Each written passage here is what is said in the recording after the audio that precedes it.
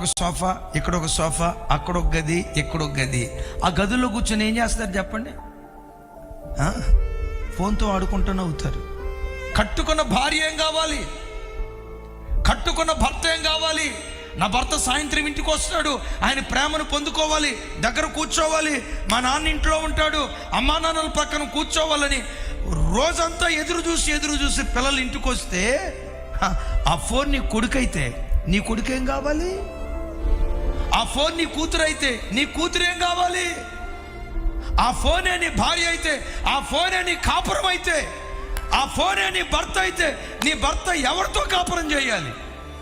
ఈరోజు కుటుంబాలు పతనమైపోయి అక్రమ సంబంధాలకు వెళ్ళటానికి, ప్రేమాద్వామని పరిగెత్తడానికి కారణం ఏంటో తెలుసా?